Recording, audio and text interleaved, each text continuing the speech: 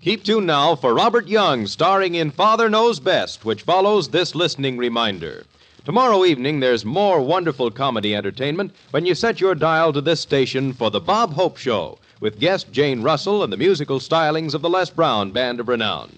Then stay tuned for more fun on the Phil Harris-Alice Faye Show with the comedy of Elliott Lewis, Julius Abruzio, and the entire Harris household. It's 30 minutes of mirth and music to keep you joyfully entertained on Friday evenings. Be sure to listen tomorrow. And remember, there's more fun with Can You Top This at a new time tomorrow. Now, hear Father Knows Best on NBC. Now listen to Father Knows Best, transcribed starring Robert Young as Father.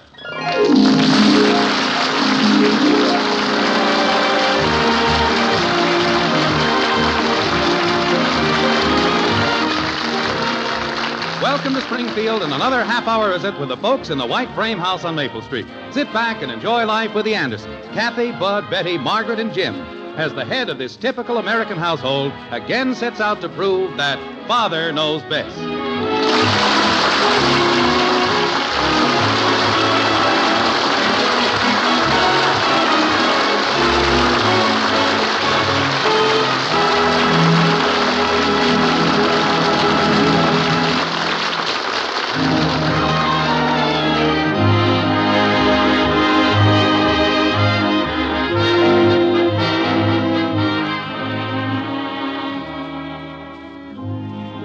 You've probably heard that the veteran woodsman can predict what the weather is going to be just by listening to the sounds in the forest around him.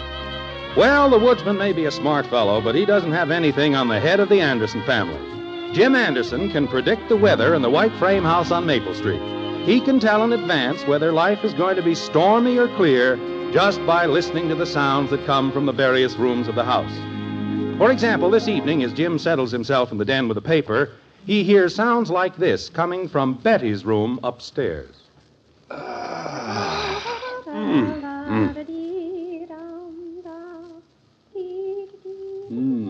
Fair and warmer. Hi, Dad. You home? No, Bud, I'm up panning gold on the Klondike. What's on your mind? Nothing. I just wondered if I could sit in here with you. Sure, pull up a chair. Hiding from somebody? Women. How come we got so many women in our house? I don't know, Bud. We're just lucky, I guess. Lucky? Ha! Well, just what is the feminine contingent doing that you find so repugnant? You know what repugnant means. Yeah, that means it drives you nuts. Well, roughly, yes. Oh, Betty's got a big crush on old Ralph again. She's mooning around like a sick calf. Well, I wouldn't let that upset you, son. She's at the romantic age right now, full of dreams. She's full of hot air, if you ask me. All she talks about is how simply too wonderful Ralph is. Ralph this, Ralph that. When is she going to get over that stuff, Dad? Oh, it won't be long, Bud. She's 18 now. She'll begin to act like a human being any day now. Gus Rudnick at school's got a sister 18, and she's grown up, married even. Well, it's true. Girls do get married at 18. Who gets married at 18? Oh, Bud and I were just talking about girls. Any girl in particular? Well, Bud was mentioning that the sister of some friend of his was 18 and that she was married. What are you going to do about Betty? What do you mean, do about her? How are you going to get some guy to marry her? Well, that's not exactly a problem right now. Why are you so concerned about it all of a sudden? I was just wondering, where are we going to find a guy stupid enough? Mother, do we have a picture frame? What kind of a picture frame? Well, Ralph had some new pictures taken. He gave me the best one. Look, isn't he the handsomest thing you ever saw? That's a good picture of Ralph. He's changed since I last saw him. Looks fairly intelligent. Trick photography. Mother, will you do something about this boy child? Don't bother. I'm going outside. Father, did I tell you about Ralph? Well, I'm sitting here looking at his picture. Is there more to tell? We have plans. Oh? We talked for simply hours and hours last night. About what? The future. Ralph's going into business for himself. Business? He's an interior decorator now. Oh, just like that, he's an interior decorator. No, Father. Ralph's been studying art and all that for years. Now he's made up his mind what he wants to do, and he's doing it. Well, good. Isn't it customary for a person to, work for someone else for a while to learn the business? Interior decorating is a rather specialized field, I'd always thought.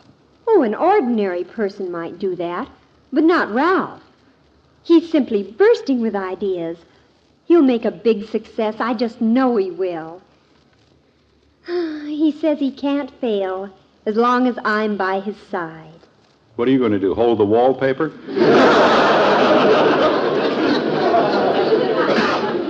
Oh, Father, you know what I mean. Well, I just hope Ralph shows a little more common sense in this venture than he has shown in the past. Oh, he's settled down. He's just a different person now. You'll see. I wish I could find a frame for this picture. I want to have it up when he comes over tonight. Why don't you look up in the attic? There might be some picture frames up there. Oh, let me use your pen, Father. Ralph wants this picture of me that you have on your desk. I want to write something on it for him. Now, wait, that's my picture. You gave it to me. Well, I'll give you another one. Now, let's see. What shall I say on it? How about stolen from Jim Anderson? Betty, what's all this sudden flurry of interest in Ralph? It's not a sudden flurry, Mother. We've been going together for almost 5 years. Let me see now. Oh, I know what I'll say. To the man in my life, yours forever. Oh, brother. Steady, dear. Why didn't you put on it something like good luck in your interior decorating business? Oh, Father, don't you know anything about love and romance? Besides, we know we're going to succeed. There's no question about it. I'll look in the attic for that picture frame, Mother. What's this we business? I don't know, dear. Jim, what do you think about Betty and Ralph? Oh, it's nothing, I'm sure. They're just kids. Kids?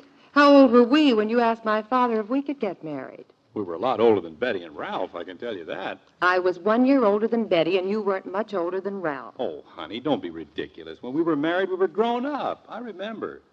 Oh? Certainly. We were a couple of sensible, mature young people. We knew what we were doing. That's not what my father thought. Your father was a very stubborn man.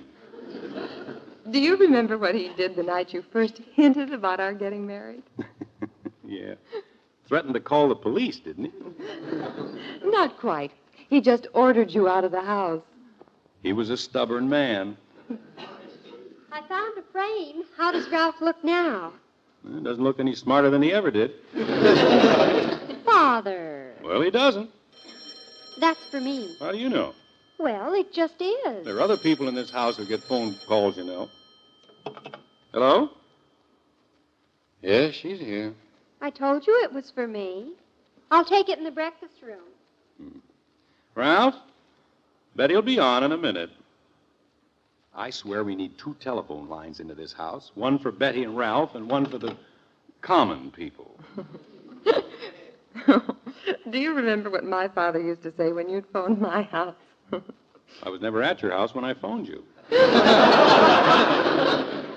He used to yell out, "Margaret, it's old nuisance again." I don't know why your father disliked me. I don't think he disliked you, dear. He just didn't trust you. When I think of the way we had to plot and scheme and connive to make him give his consent to our marriage, it's a wonder we went through with it.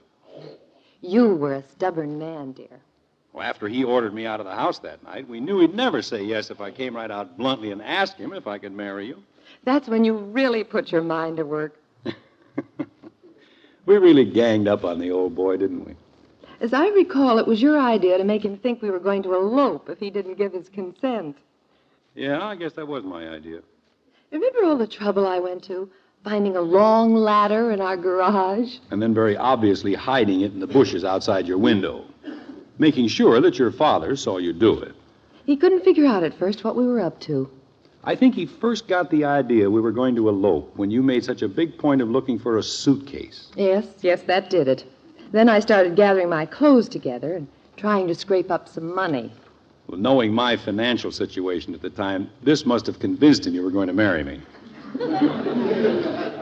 Oh, how lucky can a girl be? Just how lucky. What do you mean? Ralph, there is undoubtedly the most wonderful, the most brilliant, the most thoughtful, the kindest, cleverest, most adorable man in the world. Outside of that, there's very little to recommend him. Oh, he has everything to recommend him. Positively everything. He's going to be a great man someday, Father. You'll see. I doubt if I'll be around that long. Now, dear. Well, I know a little about people. I've lived a number of years. It's part of my business to be able to judge people. And take my word for it, Ralph's chances of being a great man are about the same as those of a Shetland pony running in a Kentucky Derby. Father, how can you say that? You don't know anything about Ralph. I know this much about him. He'll be the luckiest man in the world if he manages to reach the position of being a likable failure. Oh, Jim, that's not fair. Not fair? I suppose it's fair for that calf-eyed would-be interior decorator to hang around Betty year in and year out. Hypnotize her with that slick talk of his. Hypnotize? Father, you must be out of your mind. Ralph is a simple, honest, straightforward young man. Simple, yes. Honest, I'm not at all sure.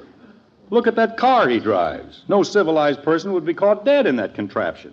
Dear, the fact that he drives an older model car doesn't reflect on his honesty. At least he's not squandering his money on a car he can't afford. What money? To my knowledge, he has never had a nickel of his own. That car was probably given to him by one of his enemies. Of which I'm sure he has many.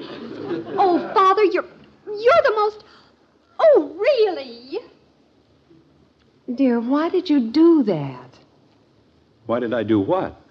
Betty's very fond of Ralph, and he's a nice boy. I don't trust him, Margaret. I never have, and I never will. But she's been going with him for years. You've never made any point of it before. Well, she's never seemed quite so interested in him before. The trouble with you, honey, is that you're just like Betty. You have no judgment whatsoever about people. You'd put your faith in any bum that comes along.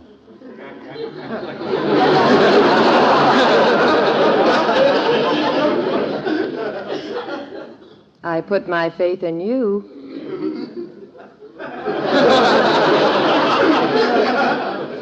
That was entirely different. Well, you simply have to face it, dear. Sooner or later, some young man is going to come into our living room and ask you if he can marry Betty. I know, but that's a long way off. I don't mind if it's anybody but Ralph.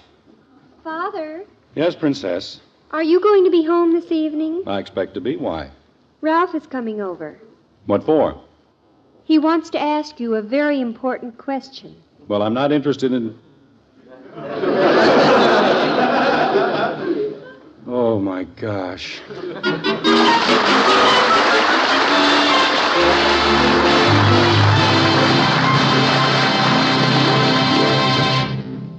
Act 2 of Father Knows Best in just a moment.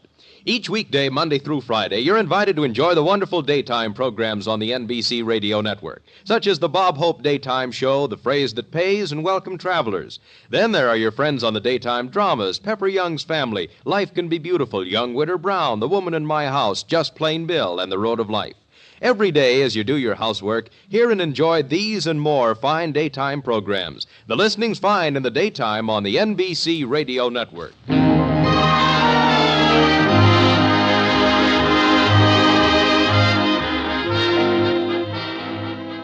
Well, there is no joy in the white frame house on Maple Street this evening. At least there's no joy for the head of the Anderson family. Tonight he faces the prospect of a meeting with Betty's boyfriend, Ralph, who is coming over to ask Jim a very important question. How does Jim feel about Ralph? Just about the way Margaret's father felt about him in their courting days. In Jim's own words, his attitude toward Ralph is something like this. Ralph is a bum. Now, Jimmy's nothing of the kind. Margaret, you're not in favor of letting Betty...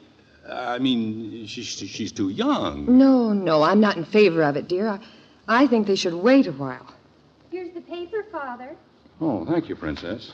If you'll come in the living room and lie down on the couch, I'll rub your head. Now, look, You're not going to soften me up with that head-rubbing routine. Soften you up for what? You know very well what I'm talking about. You're not going to wheedle me into saying yes to Ralph, no matter what you do. Oh, Father, please, at least listen to him. Be fair about it. Oh, I will. I'll be absolutely fair. But there's only one answer. But you will talk to him. The answer to Ralph is going to be no. N-O. Well, you don't even know what he's going to ask you. Oh, yes, I do. How did you find out? Oh, it doesn't exactly take a genius to discover these things.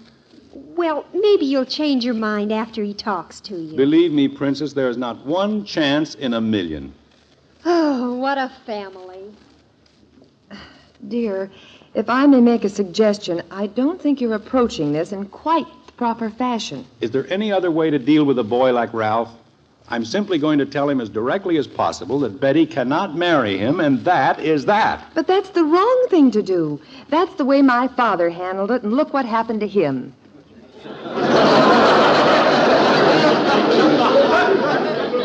Your father didn't reason. He was just stubborn. And what are you being? I'm being logical.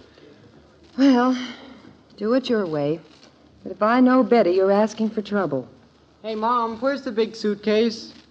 Which big suitcase? Oh, I don't know. Betty just told me to come down and ask you and Dad where the big suitcase is. What's she doing with a suitcase? Hey, Tallulah, what are you going to do with a suitcase? Never mind, just bring it up. Oh, no, she wouldn't. Wouldn't what? But, tell her we don't know where the suitcase is. Hey, Betty! It's all right, I found it. Where's she going, Mom? I don't know, Bud. She's not going anywhere. This is just a part of the act, Margaret. She's heard you tell that story about your father, and she thinks she can work it on us. What story? Funny thing, dear. My father said almost the same thing. I don't know what's going on in this house. The idea, Betty trying to make us think she'll elope if I don't say yes to Ralph. Where would they elope to? I don't really know. With that car of Ralph's, they couldn't get to the city limits. There are other cars, you know. Margaret, whose side are you on? If you want Betty to marry that goof, all right. I didn't say that. I merely suggested that you might take a little more diplomatic approach. A man doesn't raise a daughter just to see her go prancing off with the first Tom, Dick, or Harry that comes along. I'd like to know who that Ralph thinks he is. Brash kid. Oh, me, oh, me, oh, my. Where have I heard that song before? I can close my eyes and hear my father... Margaret, I wish you wouldn't keep bringing your father into this. There is not the slightest similarity in the two situations. Daddy, What is it, kitten? can I have my next week's allowance? What for? Betty wants to borrow it. Betty? It's all right. She can get it back from Ralph. That's what she said, anyway. Tum-tum-ta-dum. Margaret. Kitten, it's a bad policy to lend money. And furthermore, if she's depending on Ralph, the breadwinner, to pay it back, I'd consider it a very poor investment. Okay. Hey, Betty. What? Where did Ralph win the bread?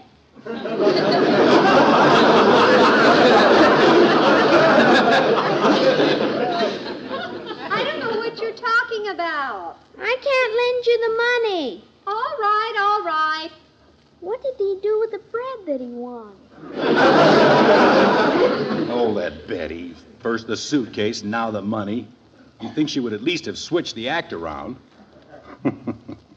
She must think we're awfully dumb. I just had a rather horrible thought, dear. Hmm? I'm quite sure we never told the children that story about my father. Oh, you must have. Where'd Betty get the idea? Jim, how do you know it's an idea? Maybe they're really planning to elope, if you won't consent. Oh, no, that's silly. You know Betty. Oh, no. Father, where's our long ladder? Ladder? What do you want that for? Nothing. I just want to know where it is. I may want to use it. It's in the garage, but... Thank you, Father. Now, what do you suppose is in that girl's mind? You know, my father wondered the same thing. Margaret, I just mentioned it. they wouldn't elope. Of course they wouldn't. They wouldn't dare. Do you think they would? It has been done. Well, confound it, I'm not going to give my consent to that fool Ralph. Why don't you just explain to him? Try to make friends with him. I don't want him for a friend. I'll bet you dollars to donuts he was the one who put Betty up to this idea of the ladder and all. What makes you think so? It's just the sneaky kind of a thing he would do. I wouldn't be surprised if he did. You gave the idea to me. That was different.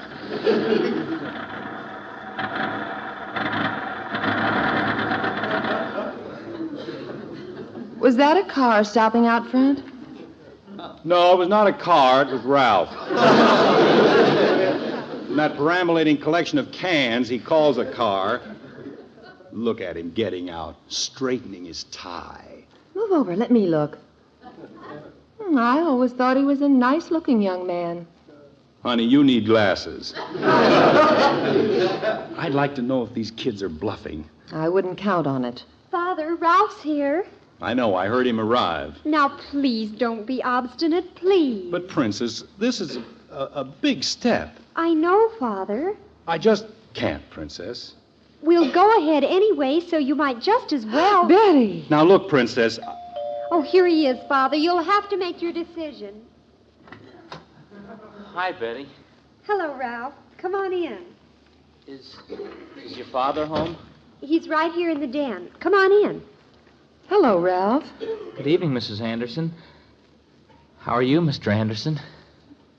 Fine, just fine. Well, Ralph and Father have some things to talk about. Shall we go upstairs, Mother? Yes, I suppose. Maybe you can help me with the suitcase. It's nice to see you again, Mr. Anderson. It's been quite a while. Yes, it has, since yesterday. Would you care to sit down? Oh, thank you, sir. All your family well? Oh, yes, sir. They're all fine. Pretty busy. Yes, everyone's busy these days, I guess. Yeah. Seems like it, all right. How's school? Oh, busy at school, too. Especially now that I'm going into business on the side. Keeps me pretty busy. Interior decorating, I think Betty said. Yes, sir. Big future in it, I think. I've been studying about it. Fella has to have something with a future these days. Yes, that's true. I have a lot of plans, Mr. Anderson. Betty and I have talked about it a lot lately. Yes. So I understand. Well, fellow has to make up his mind what he's going to do and then do it. Don't you think? Yes. To a certain extent, that is. Well, you can't let other people discourage you once you make up your mind. Betty and I were talking about that last night. Well, it all depends, Ralph. Sometimes parents, well, they know from experience about things. Yeah, but we can't let parents stop us. Well, sometimes older people, parents, are, well, you know, they're afraid to take a chance with young people. Well, Ralph, it isn't that exactly. Mr. Anderson, I know things will work out all right for us. We just have to be given a chance, that's all. But, Ralph, it's... I came over to ask you a big question, Mr. Anderson. I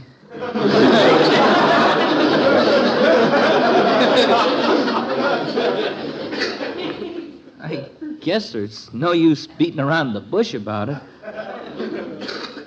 No, I guess not.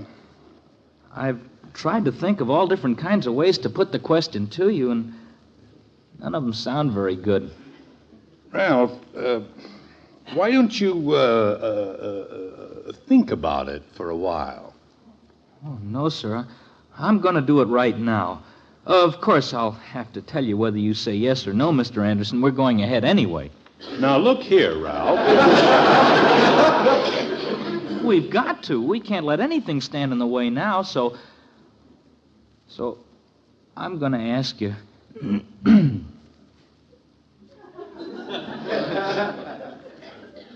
Mr. Anderson, Yes? will you invest $500 in my interior decorating business?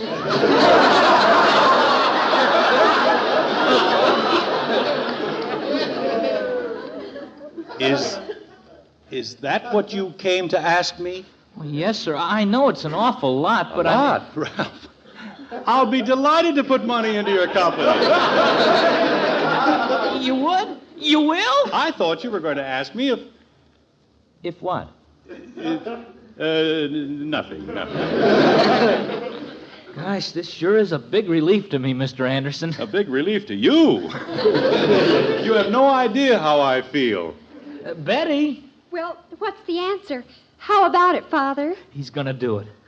Oh, Father, you're a doll, a doll. $500 will set up our shop, Betty. What do you mean, our shop? Well, that's what you get for the $500.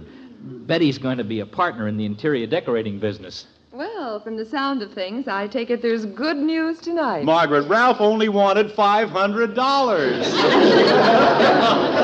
I heard all about it upstairs. Well, I sure feel better. Wait a minute, Betty. Explain something. Why were you looking for the suitcase and the ladder? Oh, Ralph and I are going out tomorrow afternoon on our first decorating job. We need the ladder for painting and the suitcase to carry the wallpaper. Well, go, children. Be partners in paint, and may God bless you.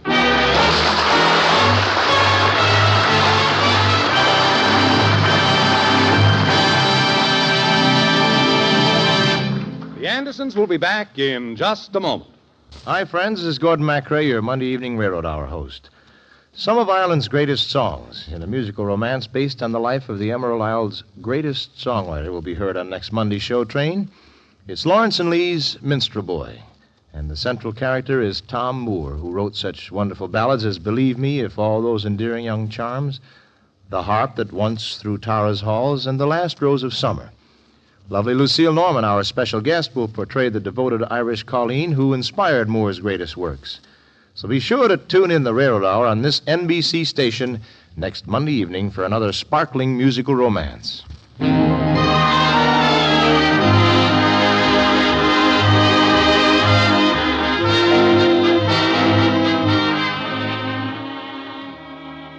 Well, I don't know if Jim Anderson will ever completely recover from the rigors of the evening.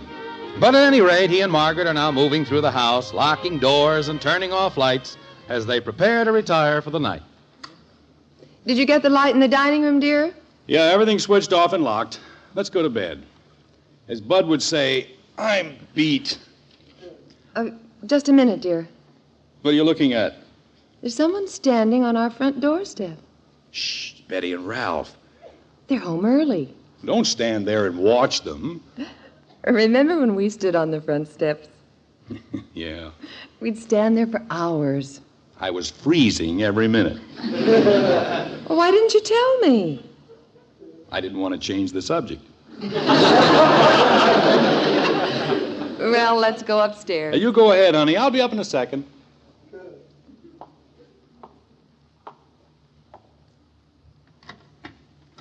Psst. Hey, kids. Why don't you come in the parlor?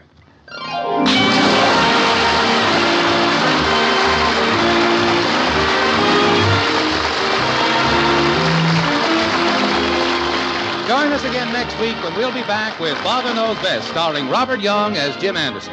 Father Knows Best is an NBC Radio Network production in cooperation with Cavalier Enterprises.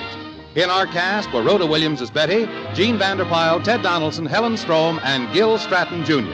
Father Knows Best is based on characters created by Ed James, written by Paul West and Roswell Rogers, directed by Arthur Jacobson, and transcribed in Hollywood. This is Bill Foreman speaking. Tonight, play Truth or Consequences with Ralph Edwards on the NBC Radio Network. Stay tuned now for Robert Young, starring in Father Knows Best, which follows this listening reminder. Tomorrow evening on the NBC Radio Network, you'll enjoy the Bob Hope Show, as film star Tyrone Power joins the program as special guest in an hilarious takeoff on a motion picture. As well as guest Tyrone Power, the Bob Hope Show will feature singing star Margaret Whiting and the music of Les Brown's Band of Renown. Later tomorrow evening, listen to the scintillating Phil Harris and Alice Faye Show, a riot of laughs from beginning to end. Listen and laugh tomorrow evening when it's time for both the Bob Hope Show and the Phil Harris Alice Faye Show. And now, hear Father Knows Best on NBC. Now listen to Father Knows Best, transcribed starring Robert Young as Father.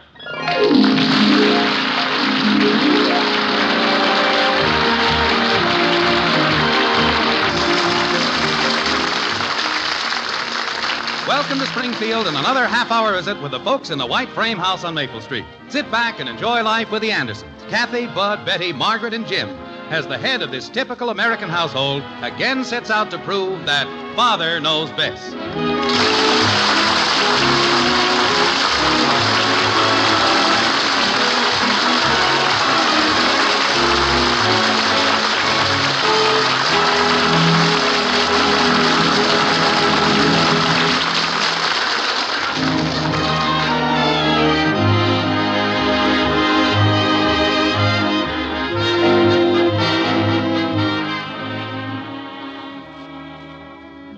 There was a good bit of excitement and no little dismay stirred up at the white frame house on Maple Street at noon today.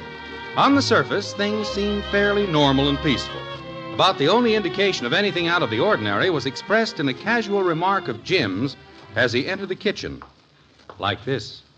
Hello, honey. What's the matter with Bud? With Bud? He's out in front, leaning against the mailbox, staring off into space. Oh, I didn't even know he was home from school yet. The strange thing is that he didn't budge an inch when I said lunch was probably ready. That is strange. Honey, would you fill the water glasses? The pitcher's right there. Oh, yeah, okay. Usually when I mention the word food to Bud, I quickly jump to one side so as not to get caught in a stampede. Well, I wish he'd come in and eat. Everything's ready. Betty? Kathy? Bud mumbled something about waiting for the mail carrier. I wonder what crazy thing he sent in for this time. And how much it's going to cost me. Betty? Kathy, lunch. Wouldn't be so bad if he didn't always have everything sent COD. Sometimes I think COD stands for Clobber Old Dad. Oh, and that reminds me. I sent your old leather chair out to be recovered, but it won't cost much. You did what? Well, it was all sunken down in the middle. Margaret, I spent 20 years getting that chair to fit me. And now, just when it's getting nicely broken in... Broken down, you mean. It was a disgrace. You'll have to tell me one thing, though. You want it done in brown again, or would you like red leather this time? Well, if it has to be done, I've always sort of liked the idea of red leather. Oh, that's good, because that's what I told him to do. Oh, you did? Well, as long as this is your chair, I want you to be happy with it. Betty? Don't scream, Mother. I'm coming. But don't fix much lunch for me. I'm getting so fat I'm positively, hello, Father, ugly. I wish you wouldn't refer to me as Father Ugly. What makes you think you're fat? Well, my stars, I've gone up from 111 pounds to 113. Horrors. We'll have to widen the doorways so you can get through. What's Kathy doing? Well, I can tell you, but you'll never in the world believe it. With her, I'd believe anything. She's upstairs cleaning Bud's room for him. Cleaning Bud's room. I withdraw my statement. She actually is. I mean, actually. What's going on around here, anyway? Bud turning down food, Kathy cleaning his room. Strange things are happening. She says Bud's paying her for it. Now I've heard everything. Maybe I should have stayed in town until things blow over. Well, both of those children had better get in here and eat, or they'll never make it back to school in time. Kathy? I'm coming. Oh, don't give me any of that salad, Mother. The dressing's fattening. Oh, piffle. Eat what's on your plate. I'm not running a restaurant. Hurry up, Kathy. I'm coming. Hi, Daddy. Hello, kitten. You sound pretty cheerful today. I ought to. I'm getting rich. Well, good. I'm glad we've got one wealthy member in this family. How much is Bud paying you? All the bubble gum you can chew? Heck no. $1 a week. $1? My gosh, he doesn't make a whole lot more than that himself. What does that drugstore job pay him? $2 or $3 a week? I don't know. If you ask me, he's missing a few of his marbles. Well, I wish he'd come in before he misses his lunch, too. Kitten, are you sure Bud's paying you $1? Yep. Pass the jelly, Betty. You must know where the body's buried. Huh? How did you talk Bud into this dollar deal? I didn't talk him into it. It was his idea. Are you sure? Uh-huh. He said he needed to keep out of a higher income tax bracket. Now that he should worry about. Betty, how about a cinnamon roll? Don't you realize that each one of those rolls is simply and utterly crammed full of carbohydrates? Really? I thought those were raisins. Father, please. Hey, Mom, what time does that darn mailman get here anyway? Maybe he's already been here. And didn't leave anything? Could be. Better sit down and eat. Oh, I'm not hungry. Just give me a couple of those rolls and some ham and potato salad and beans and jelly and stuff. Oh, the poor kid hasn't got any appetite at all. Where's my dollar, Bud? I can't give it to you yet. I'd like some milk, please. I got your room all clean, and I want my dollar. You'll get it as soon as my money comes in. As soon as what money comes in? From the government. Those watermelon pickles there, I'll try a couple. From the government? No wonder they can't get the budget balanced. I want my dollar, Bud. Look, Shrimp, if you don't pipe down, I won't let you talk on the tape recorder. What tape recorder? Well, I haven't got it yet. I just sent in for it a couple of days ago. Just a minute, Bud. How are you getting all this money? Exactly what kind of an arrangement do you have with the government? Well, you see, Claude Mesner and I might have known Claude was mixed up in this some way. Claude and I got to talking about income tax, and Claude said that I'd have to start making out an income tax thing now that I'm working steady at the drugstore. I see. You don't have to file an income tax return, stupid. I'm working, aren't I? I've got income, haven't I? What income? Those $2 or $3 you get for burning toasted cheese sandwiches at the drugstore? Wait, let's hear Bud's story. This intrigues me. Well, I'll gladly listen to anyone who's got a system whereby the government pays you instead of you paying them.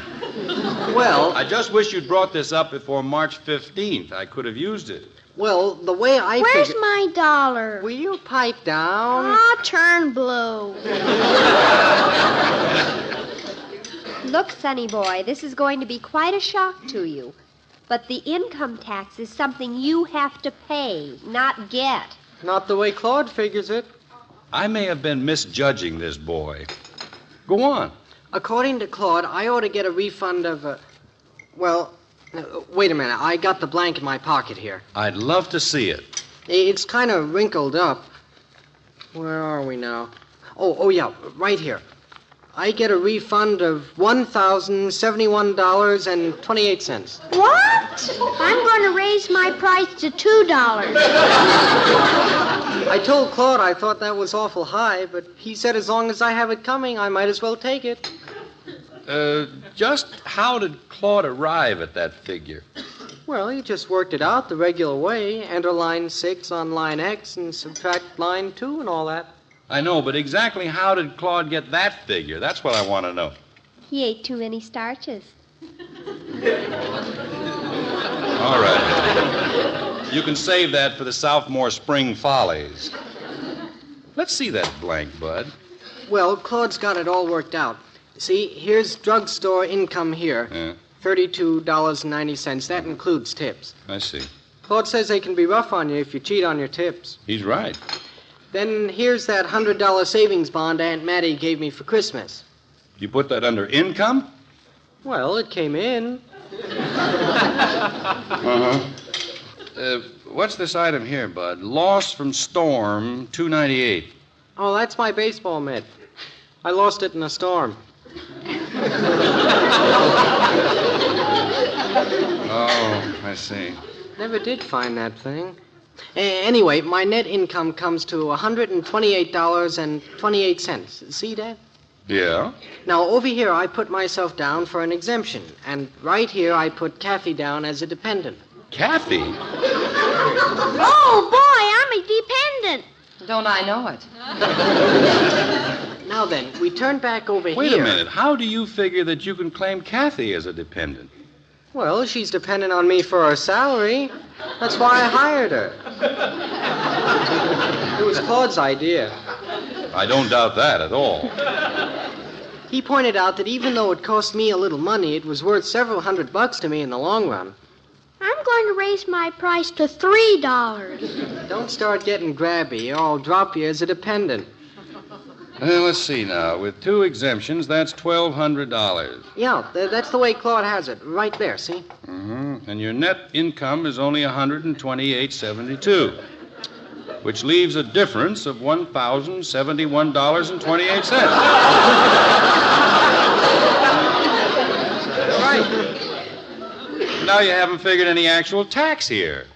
Well, of course not. I shouldn't have to pay tax on money they owe me. Well, no, I guess you're right. Do they send that money in cash or check? I don't know. They've never sent me any. Betty, wouldn't you eat just a little something? An apple, a glass of milk? Oh, I haven't time now, Mother. I've got to get back to school early this noon. I've decided I'll settle for 35 cents cash. Look, I can't change it now. It'll throw my whole income tax off. Well, how soon will I get it? As soon as the mailman brings it. I'll go out and check him again. Wait a minute, Bud. There's a few things you ought to know about income tax. And this is a good time to learn them. Claude told me everything. Oh, sure. In the first place, even if you were supposed to file a return... But I am supposed to. No, you're not. You didn't make $600. I will when you add in my $1,000 refund. You can't count that. But even if you were supposed to, and even if it was correct, which it isn't... What? You couldn't get a refund without first sending it in. But I did send it in. And in the second place, you can't list Kathy as a dependent. What did you say? You sent it in? Sure. You actually sent it in? Yeah. To the District Director of Internal Revenue. Oh, no. Isn't that the right place? Oh, Bud, why don't you check with me before you do these things? Wouldn't it be funny if they sent him that refund? Margaret, this is no laughing matter. Do you realize his name is the same as mine? Wait a minute. Did you sign it as Bud Anderson? Of course not. James C. Anderson. Oh, me. Well, did you put the junior on? Oh, Claude thought I ought to leave that off. Sounded too kiddish. Hooray for Claude. Oh, Jim, what are you so worried about? They can see that it's all a mistake. Sure, but it's going to be a pretty suspicious-looking kind of a mistake. They'll get 2 returns from James C. Anderson, both the same address, both claiming Kathy as a dependent, both claiming James as an exemption, and one of them asking for a $1,000 refund. Well, you can explain it all, can't you? Sure, but are they going to believe it? They're checking everything that looks the least bit suspicious now. Well, I think you're just making a mountain out of a moleskin. Nothing will come of it. Oh, no? Gosh, Dad, you don't think they'll throw me in jail, do you? No, of course not. But all the red tape I'll have to go through explaining this. Kathy, go see who that is. Okay. Gosh, what am I going to do when my tape recorder gets here? Just send it back. And after this, don't send in for any more things until you've got the money to pay for it. Well, I thought I would have. And don't send in for anything until after you've checked with me. I just hope I don't get arrested. You won't, Bud. Well, that's what they get all the big gangsters on, income tax.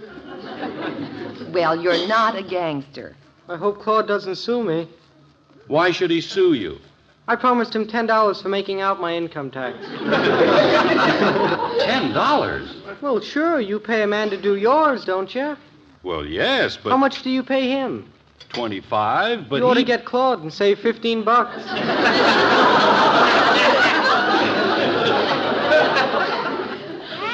Yes, kitten? there's a man here. He wants to see you. See me? Who is it? I don't know. He said he wanted to ask you something about your tax. Tax? Oh, no, Margaret, he's here already. Oops, Bud. Bud, come back here. Don't run down in the... Bud!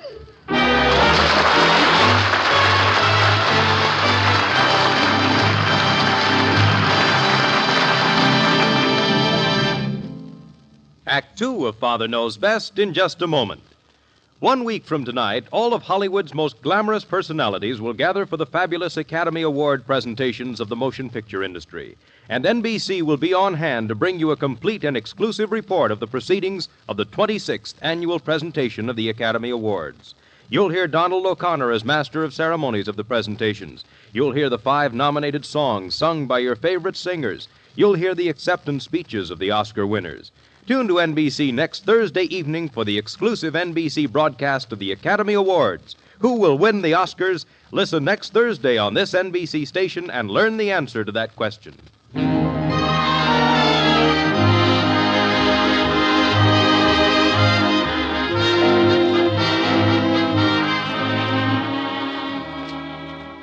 Well, it looks as though the long arm of the Internal Revenue Department has found its way into the white frame house on Maple Street.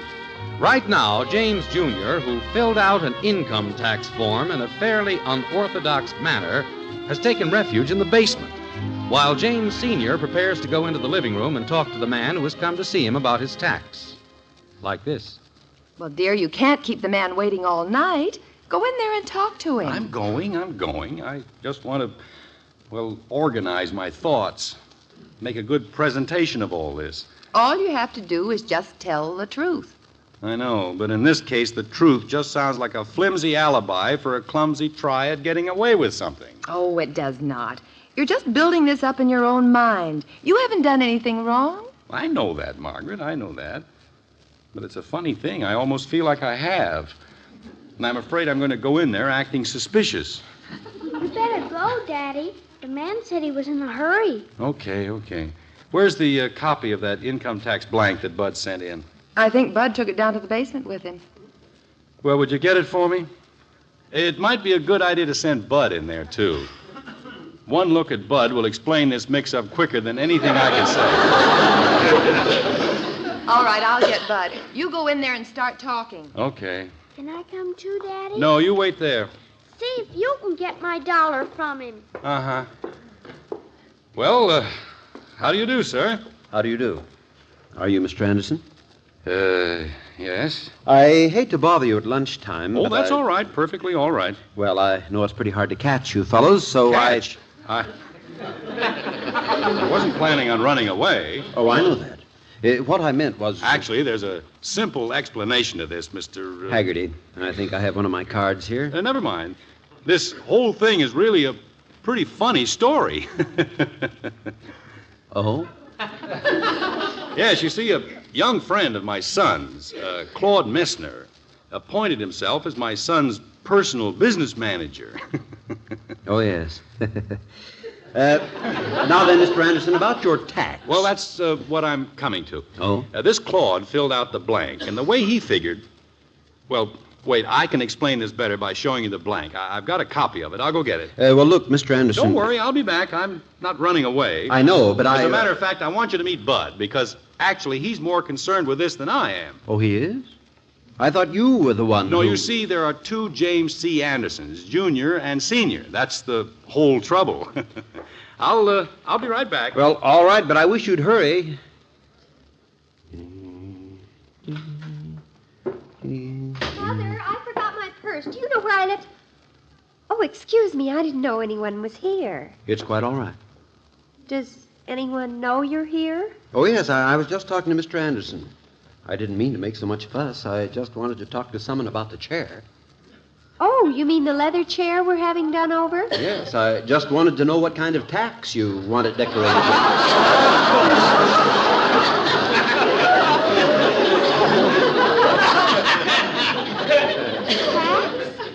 Yes, there were bronze-headed ones on it before, but I think brass would look better with the red leather.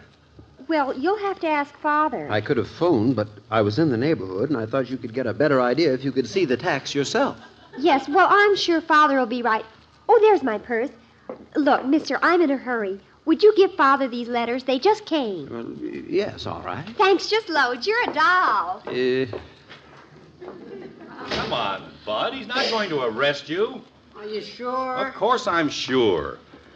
Well, here we are, Mr. Haggerty. Sorry to have kept you waiting. Yes, This is my son, James Jr. Oh, yes. So this is the young man who's going to get the chair, eh? What? Bud, come back here! What's the matter with him?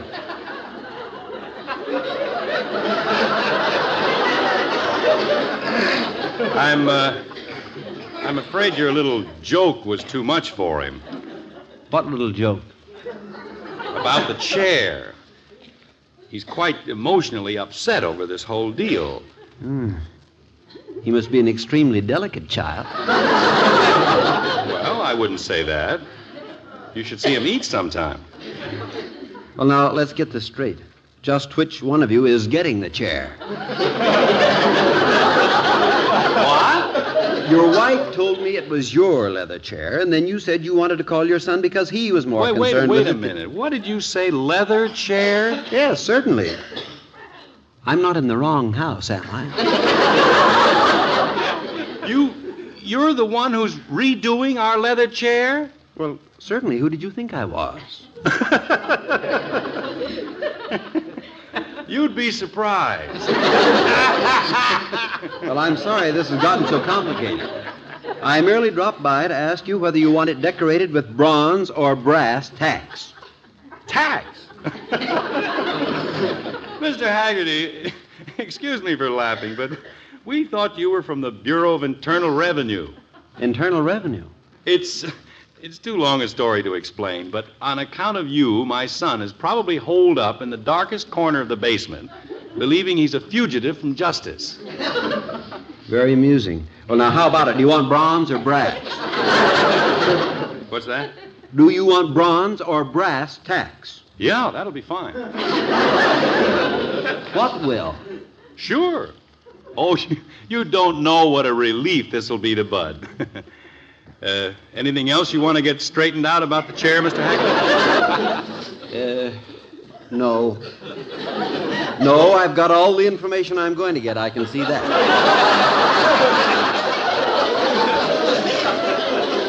Well, fine. Nice to have met you. Yes. Here's your mail. Your daughter handed it to me. Oh, fine. Thank you. Goodbye, Mr. Haggerty. Goodbye, Mr. Anderson. Margaret! Margaret! Yes, dear? Was that a good joke on us? That wasn't an income tax man. That was the furniture man. Mr. Haggerty, you mean? Yeah. Well, I couldn't imagine what was going on in here. Bud shot out of here looking white as a ghost. He called Claude on the phone and told him he'd better get out of town. Oh, no. Where's Bud now? I don't know. He ran out the back door. Well, I hope he hasn't gone out of town, too. He left without paying me my $1. Look, kitten, you'd better just write that off as a bad debt. But he promised it to me. Well, I'll pay it to you this time. But after this, don't make any more deals with Bud unless you check with me first. Would you like your room cleaned for $1? No, thanks. You can use me as a dependent. I'd rather not hear any more about that. Dad, is the coast clear? Huh? Oh, hi, Bud. Come on in. I saw him leave. What happened? Do you think we've got a chance, Dad? Oh, sure. I took care of that, baby. I told him off, but good. Of course, we might have to slip down to Mexico, lay low for a few months. Mexico? He's just kidding you, Bud. That man was just here to see about recovering your father's leather chair. Leather chair? Mm-hmm. Is that the chair he was talking about? That's all it was, Bud. Jumping catfish. Boy, what a relief. What do you have there, Jim? Some mail? Huh? Oh, yeah. I guess Betty brought it in. Let's see. Here's one for you, Bud, from the Ajax mail order house. Oh, that's about my tape recorder. And this one is... Oh, my gosh. This is from the Internal Revenue Office. Huh? I was just thinking you still don't have that little problem solved. Dad, how far is it to Mexico? Before Daddy goes anyplace, I want my money first. Well, open the letter and see what it says, Jim, before you start building this up into another big thing. Yeah, you're right. What's it say, Dad? Well, wait till I look. What's in your letter, Bud? Oh, I forgot to look. Well, I'll be darned. Well, what does the Director of Internal Revenue say, dear? Well, what does he say? He says, please send me COD 1 number 602 tape recorder. What? Bud sent the order to them by mistake. But what about the income blank? I just got it back. I must have sent it to the Ajax mail order house.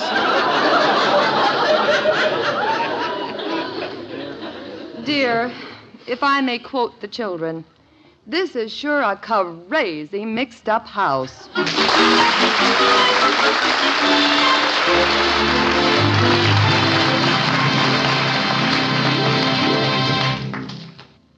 The Andersons will be back in just a moment.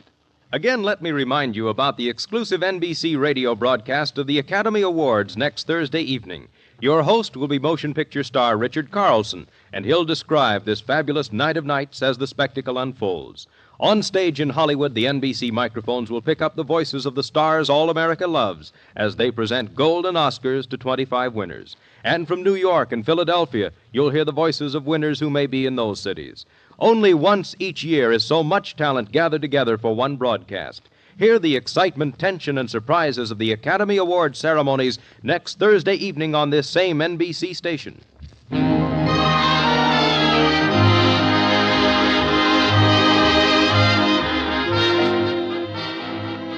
Well, at last, the hectic noon hour is over. All the mistakes that were made finally neutralized each other, and the children are now on their way back to school. And Jim is about to depart for the office. Like this. Well, I can get back to work now and get a little rest. Well, we certainly had a comedy of errors going full blast here. I don't see how Bud can get so many things mixed up so completely. He must practice nights. Well, he's a boy. I don't know where he gets that ability. Certainly not from me. Well, I'd better be going. Oh, wait a minute, dear. That might be for you. I hope not. Hello? Yes, that's right. Oh? Oh, I see. Well, just a minute. I'll ask him. Dear, this is about your tax. Tell him to put the brass-headed ones in. No, this is the Internal Revenue Office. What? My gosh, what have I done now? They want you to drop by there and pay them some more money. More money? Mm-hmm. When you send in your return, you apparently enclose that letter I asked you to mail to Aunt Mattie. Huh? They put a stamp on it, so you owe them 3 cents.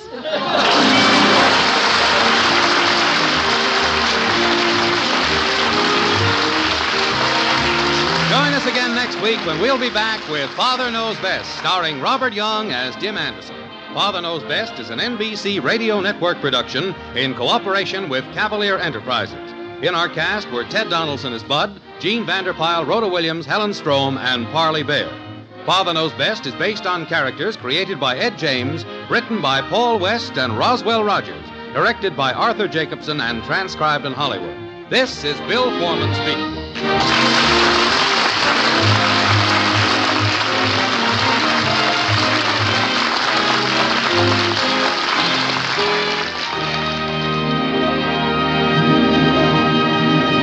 Tonight, play Truth or Consequences with Ralph Edwards on the NBC Radio Network.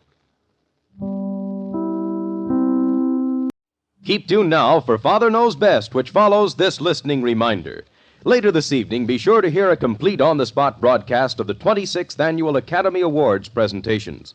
From the world-famous corner of Hollywood and Vine in the heart of the motion picture capital, site of the Pantages Theater, you'll hear the Oscar Award ceremonies. Richard Carlson will be your radio commentator for the award presentations, and you'll also hear the voices of the Hollywood stars as they accept their coveted golden statuettes, their Oscars. Hear exclusive NBC broadcast of the Academy Awards later tonight on this station. And now it's Father Knows Best on NBC. Now listen to Father Knows Best, transcribed starring Robert Young as Father.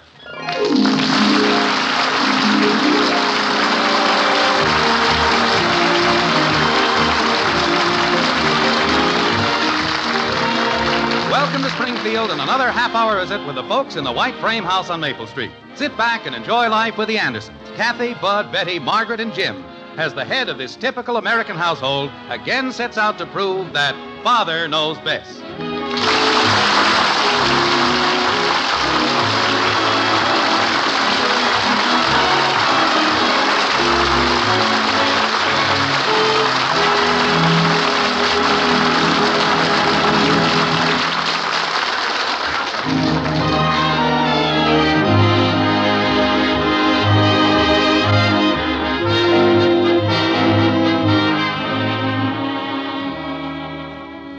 Well, it's raining this morning in Springfield, one of those steady downpours that looks like it's going to last all day. And out in the White Frame House on Maple Street, the head of the Anderson family parts the curtains at the front window, surveys the weather, and then makes a pronouncement. Like this. Margaret, Yes, dear? this is a perfect day to stay home. Do a few things around the house. Maybe have a fire in the fireplace. Well, fine, dear. I thought I'd keep the children home from school today. Kathy's on the verge of a cold, and both Bud and Betty were coughing all last night. It's a good idea to keep them home in weather like this. And it'll be kind of pleasant, having a rainy day at home with all the family. Hey, Mom, can I have Joe come over? His mom's keeping him out of school today. Bud, you're staying in bed, remember? There's nothing to do up there. Well, rest. That's what you're supposed to do. Can I have something to eat? You had your breakfast. Get a book and read or something. Look at that rain come down. Oh, I'm just going to stretch out in this chair. Might catch up on some reading myself. Mother! What is it, Betty? Bud's jumping on his bed. Bud? Okay. For Pete's sake, who's at the door? I'll go. Here's the mail, Mrs. Anderson. Oh, thank you.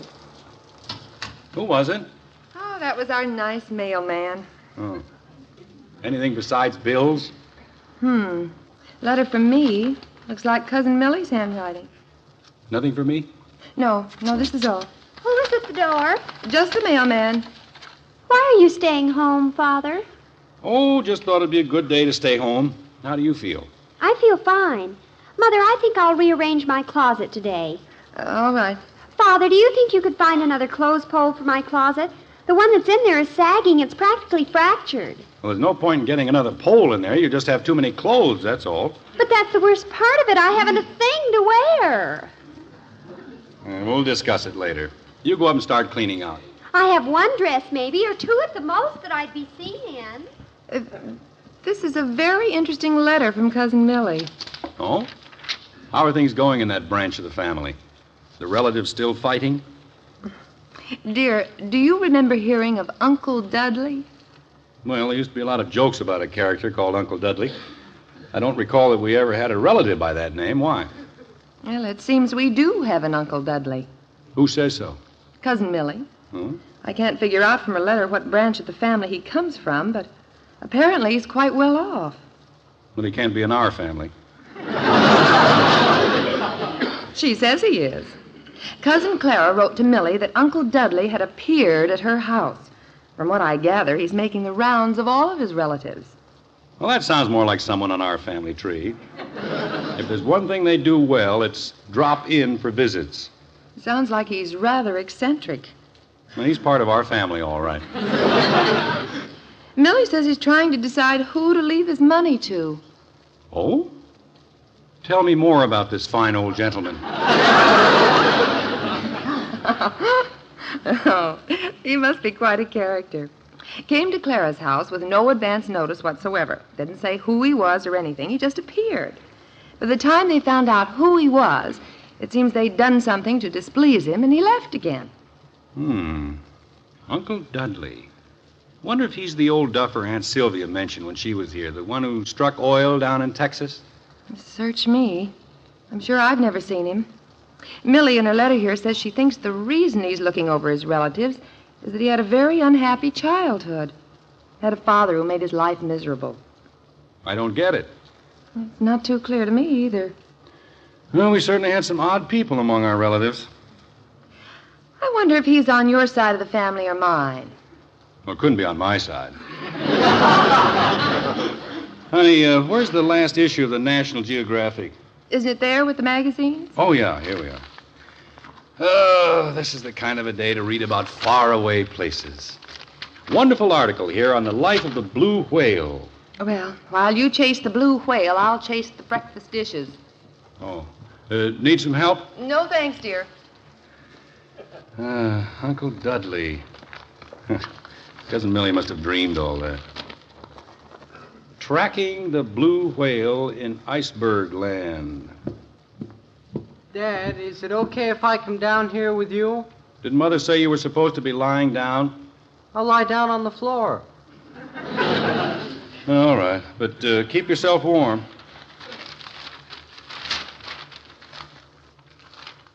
Hey, here's an ad in the classified section. 70-foot schooner for sale or trade. How about that, Dad? How about what? A 70-foot schooner. We could get it and sail around the world. Oh, sure. Do it some Saturday. No kidding. It says for sale or trade. We wouldn't have to buy it. We could trade him something for it. Oh, Bud, don't get started on one of those crazy ideas again. Well, we could. We could trade him our house for it. We wouldn't need the house if we were sailing around the world. We are not trading this house for a schooner. How about an island? But I'm trying to read. There's a guy here who has a whole island. Where? In the Pacific Ocean. Well, good. Now we know exactly where it is. Says we'll trade for real estate or good used car. No. We could trade him our car. It's used. Probably wouldn't need the car on the island anyway. But stop reading those ads. And don't scatter the paper all over the floor. Somebody has to pick that up, you know. Father, look at this pile of junk. Now, these are my clothes. Just look, there isn't a single solitary thing here that I can wear. Betty, I don't think this is quite the time to discuss clothes with your father. You haven't got a chance to, Lou. I'll tell you that right now. But pick up the papers. I am. Now, Princess, if you take that pile of dresses, for which I am sure I spent a small fortune, not more than a week ago, back to your closet... Dresses? Look, there's nothing here. Nothing. Nothing? What's that green thing there? That's a dress. That. I wouldn't wear it to a pig fight. Well, I'm not going to buy you any dresses today, so you may as well take the whole bunch back upstairs and hang them in your closet. Do as your father says, Betty. I can't hang them in my closet. The clothes pole's broken and Father won't fix it. I didn't say I wouldn't fix it. Well, it isn't fixed. Look, everybody, please. I sat down here hoping to spend a few minutes just quietly reading. Come on, Betty. Bud, you find something to do in your room. I'll fix the clothes pole in Betty's closet. Can I use your tools, Dad? Nothing doing. I'm not going to have you sawing up my closet. Daddy, come quick. Oh, no. What now? There's a poor old cat on top of the garage, and he can't get down. Well, let him stay there. He can get down if he wants.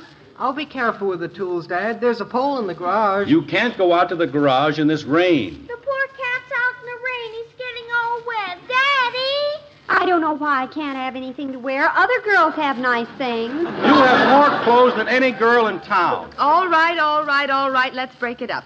Everybody scatter. Children, go. I can't even talk to I'm not going to Father. hurt the tool. Poor old cat out there, wet and cold. Well, finally. What's come over the children, anyway? It's nothing, dear. I stay home from the office one day, and they descend on me like a pack of lions. Do this, do that, give me this, give me that. Well, it's a rainy day, dear. They're at loose ends. I think I'll sit down for a minute. Hand me that garden magazine, will you, dear? Mm-hmm. Thanks. Where did the children go? I don't know. To their rooms, I guess. Why? Nothing. I just wondered.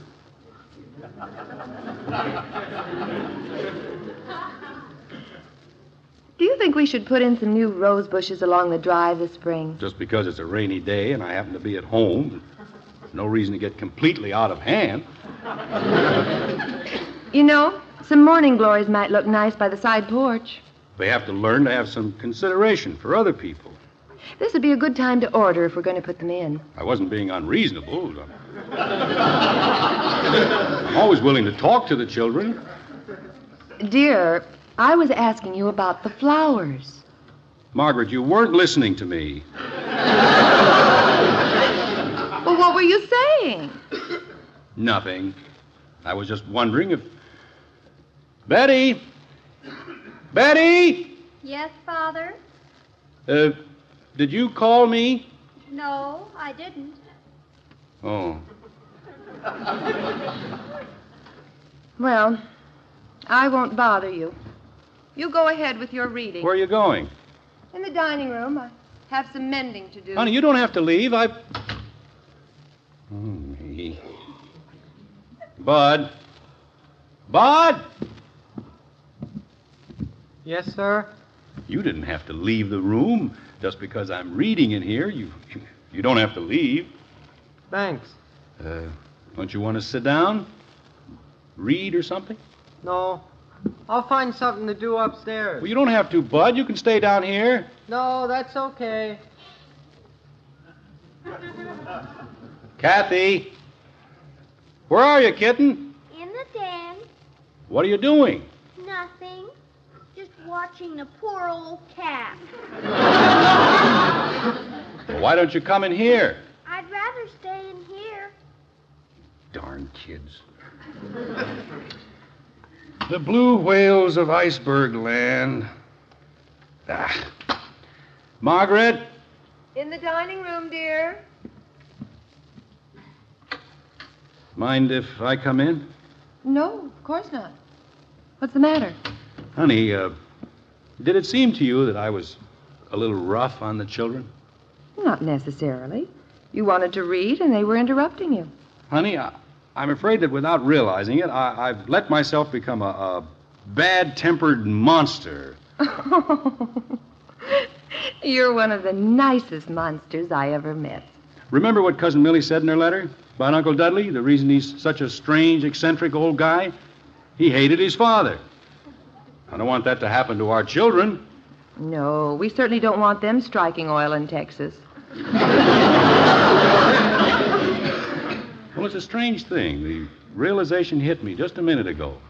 Sitting in there, I suddenly felt so alone. Dear, it's just a rainy day, that's all. Rainy day, nothing. By George, from now on, I'm going to take an entirely different attitude toward the kids. I've said my last unkind word. After all, what are we here for but to give the children a start in life? Give them love and understanding. Yes, dear. Childhood is such a few short years. Why shouldn't we make them happy years? No reason at all. Well, starting right now, I'm going to lean over backwards to be the kind of a father the children want me to be. Fine, dear. You lean backwards. But just be careful you don't tip over.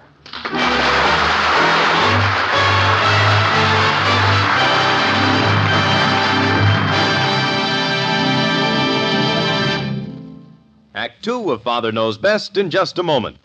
Who will win the Oscars? This question for many weeks has been on the lips of every person in Hollywood connected with the motion picture industry. And tonight's the night that the secret selections will be announced. The votes are in and are counted. Now the big ceremony is about to begin. Hear every exciting, thrill-filled minute of this most glamorous of Hollywood's fabulous occasions. Listen to the complete on-the-spot coverage of the Academy Awards on this same NBC station. Yes, you'll hear an exclusive broadcast of the Academy Awards tonight on the NBC Radio Network. Be sure to listen.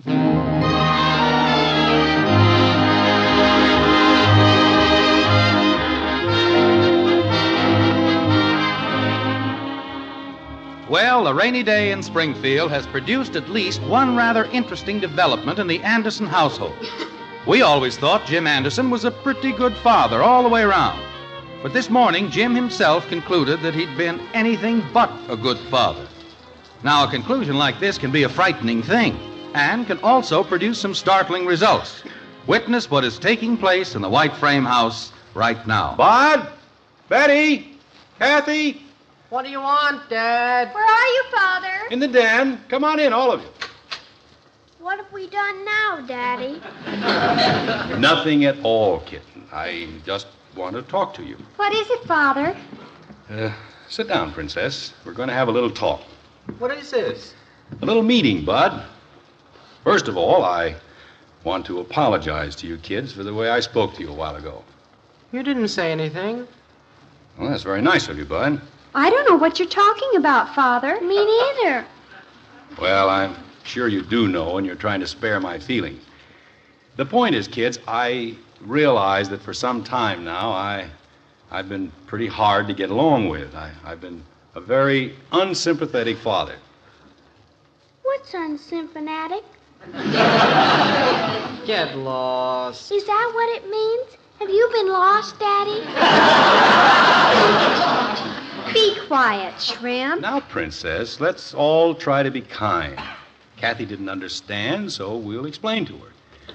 What I meant, kitten, is that Daddy is going to try harder to be gentle and understanding and helpful to you and Bud and Betty. I think I've fallen into the bad habit of saying no much more often than yes, and without thinking. What are you leading up to, Father? Well, just this, Princess. From now on, I want all three of you to come to me with any problem you may have. Nothing is more important to me than helping you. So, let's just say we're starting a new chapter, and that I'm going to try to be a better father from now on. Why, that's very sweet of you, Father. Yeah, I'll say. Now, what would you like me to do? How can I help you? I've got a problem, Daddy. All right, kitten, what is it? We'll have it straightened out in a minute. Will you get that poor old cat off the garage? The cat? Dad, I got an idea. Let's not buy a boat. Let's build one. Well, we can certainly think about that, Bud. After he gets the cat, I was first. You could certainly help me, Father. There's a lot of clothes in one of the trunks, and I thought First that if he's going to help me start the boat. First, he's going to help me with the cat. Now, wait, easy, kids. I'll have to take one at a time. I'll get around to all of you, but Kathy was first.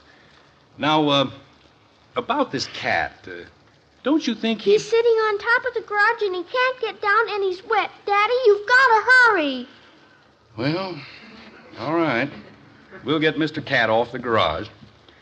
I'll put on my raincoat and we'll have him down in no time. I'll put on my raincoat and help you, Daddy. Me too. Give me mine, will you, Dad? I'll be upstairs when you finish, Father. All right, Princess. Come on, kids. What's this? You going out in the rain? This is Operation Cat Rescue. Daddy's helping us with everything. But why? He said he was lost. I'm being what a father should be. Should have done this long ago. Come on, Kathy, Bud. That poor old cat's getting wet out there. Be careful of that cat, Jim. He's not friendly. He will be. We have a new policy around here. To make a friend, you've got to be a friend. Boy, it's raining cats and dogs. That cat didn't come down with the rain. A dog chased him up there.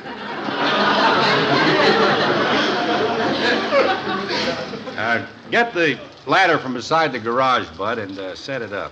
You think it's going to reach? Sure. Come on, kitty, kitty. Here, kitty, kitty, kitty, kitty. I don't think he knows you, Daddy. He's giving me kind of a dirty look. Here's the ladder, Dad. Oh, all right. Now, you steady it while I go up. Here, kitty. Nice, kitty, kitty, kitty, kitty, kitty. Look out, Dad. He's coming at you. Hey, quit that! He's down, Daddy, right in the garage. You scared him, Daddy. I scared him. He ran right over me. Well, at least he's down and safe in the garage. Let's get in the house. Look at him, Daddy. He's climbed up on top of the car. Oh, get off that car, you silly cat. Big old muddy feet all over the top. Don't talk like that right to his face. We've got to get him off the car, Bud. You go around the other side, and I'll shoo him from here. Go on, cat. Scat. You scared him, Daddy. Now he's up in the rafters. Get him down, Daddy. He'll catch cold up there. He's all right up there. Don't leave him, Daddy. Get him down, please. All right. Move that box over here, Bud. I'll stand up on the workbench. Maybe I can climb from there up on that pile of trunk. Hey, Dad, the garage here would be a good place to build our boat. Bud, don't talk about boats now. Brace this pile of trunk so it doesn't fall over. Anybody out here? What? Jim Anderson? Who's there? I can't see you. You're against the light. Building inspector. Well, I can't come down right now. I'm trying to catch a cat. Oh, go right ahead. Daddy's helping me. The cat's name is Cookie. He was on top of the garage and he got wet. So I see. Father, are you in here? Yes, Princess. The cat's up here in the rafters, trying to get him down for Kathy. Oh, excuse me. I didn't see you. Building inspector. Oh. I think I can reach him if these trunks will hold. Come on, kitty. Here, kitty. Kitty. I'll be with you in a minute, mister. Oh, take your time. We could put the bow of the boat right in here, Dad. Kitty. Father, while you're up there, could you get down that big trunk? Yes, Princess, as soon as I get this cat down. Come on, kitty. Don't back away. I'm next after Kathy. Dad's gonna help me plan the boat, aren't you, Dad? Yes, Bud, we'll plan the boat. Mister, will you push that plank up here so I can reach a little higher? Oh, sure. Sorry to keep you waiting, but I promise to help the youngsters. Take your time. As soon as we get the cat down, we're going to give him a bath, aren't we, Daddy? We'll see. Come here, kitty. Kitty. Come on. Daddy, do you like the name Cookie for a cat? Yes, that's a good name. Come here, kitty. Kitty. Cookie. How about the name Windjammer? For the cat? No, for a boat. How about 15 feet? That ought to be long enough, don't you think, Dad? Yes, I think so. Get hold of my foot and give me a boost there, will you, mister? Oh, sure. Up you go. Ouch! Ooh, splinters. You better be careful, Mr. Anderson. That rafter looks shaky. Here, kitty. Come here, cat. Jim, you're wanted on the telephone. I'll be there in a minute, honey. See if you can shoo the cat this way. He keeps backing up. They didn't say who it was, just wanted to talk to you. Oh, I beg your pardon. Building inspector. Flat or round bottom? Oh.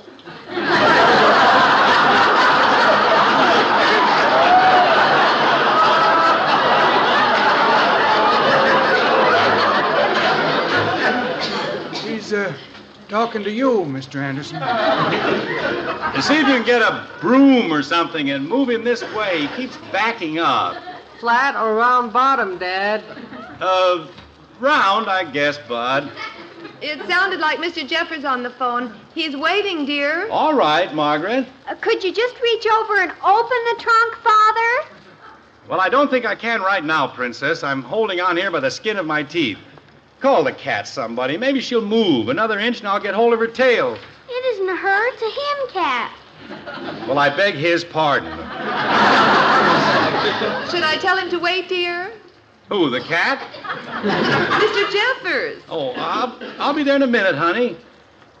Could I help you with something? No, just the building inspector. Your husband's a busy man. Yes. Oh, look out, Jim. Out!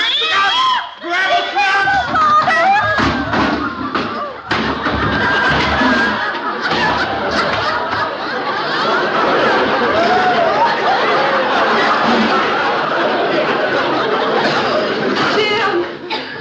Jim, are you hurt? Pull the trunk off of him. Oh, that was a bad fall. Daddy, are you alive? Yes, I think so. Father, you shouldn't have been up there. You should have watched it, Dad. The cat came down, too. He might have been hurt. I think he came out of it all right. Are you all right, Father? Yes, a few scratches, but nothing broken. You were lucky. You certainly were. Well, at least we got the trunk down. Help me open it, Bud. Hey, look at the jaw. Oh, boy, good stuff. Well, I suppose there's no point in your trying to answer the phone now. They probably hung up. I'll call Jeffers back. And now, Mr. Building Inspector, what can I do for you? Well, after what I've just seen here, I think everything is quite acceptable. Well, I don't understand that. The rafter of the garage broke. I should think from a building inspector's point of view No, everything's fine. Here's your slip of approval. Well, thank you. And may I say, Mr. Anderson, you have my most sincere admiration. Good day. Good day. He was a strange fellow. Appeared from nowhere. What does it say on the slip of approval? Well, listen to this.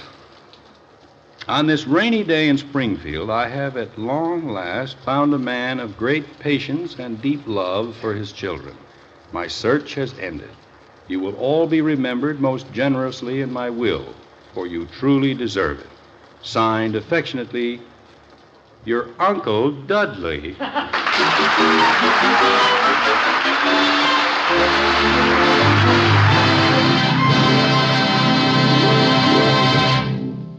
The Andersons will be back in just a moment. When you listen to the Academy Awards presentation tonight on this NBC radio station, you'll hear Donald O'Connor as your master of ceremonies, Richard Carlson as radio commentator, the voices of Dean Martin, Ann Blythe, Connie Russell, and Mitzi Gaynor singing the Academy Award-nominated songs. And, of course, when you listen, you'll hear the acceptance speeches of the Oscar winners. Be sure to keep tuned for the complete word picture of the event on this same NBC radio station. The NBC microphones are located not only in Hollywood, but also in New York and Philadelphia to bring you all of the story that is the Academy Awards. When you listen on this station, you'll be the first to know through radio.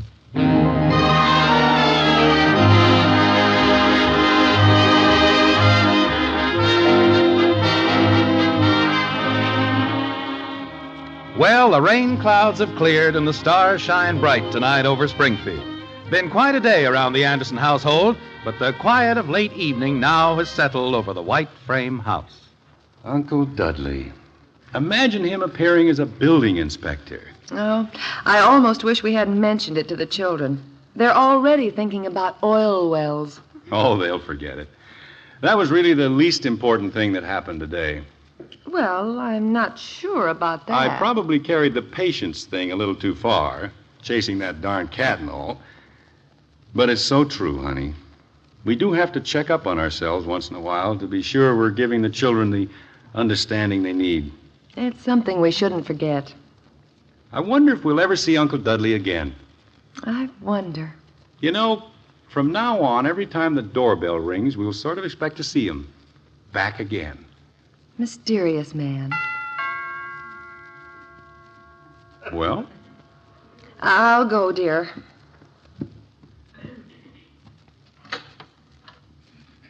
Oh, just a moment. Who is it, honey? It's a little girl from down the street. She wants to know if you'll help her. Her cat's on top of the garage.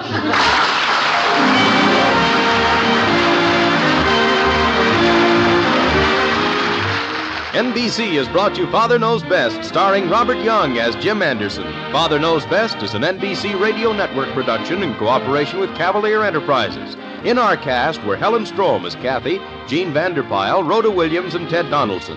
Father Knows Best is based on characters created by Ed James, written by Paul West and Roswell Rogers, directed by Arthur Jacobson, and transcribed in Hollywood.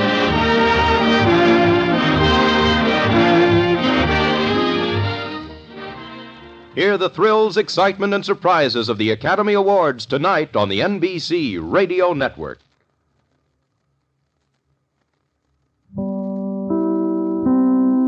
Ladies and gentlemen, from time to time, radio programs of vastly individual and divergent types are presented to advertising agencies, sponsors, and the broadcasting networks, each of them striving to achieve a definite and conclusive effect. There is, for example, The Mystery Show. Programs of this sort are presented for thrills, suspense, intrigue. Then there's the comedy show. Hey, Louie, here's one that'll kill you. Why did the chicken cross the aisle? You give up? 'Cause it was a cross-aisle chicken. Programs of this sort are presented for laughs, for rib-tickling mirth, for genial good fellowship. The program you're about to hear, Father Knows Best, starring the eminent actor, Mr. Robert Young, is presented for the next 30 minutes.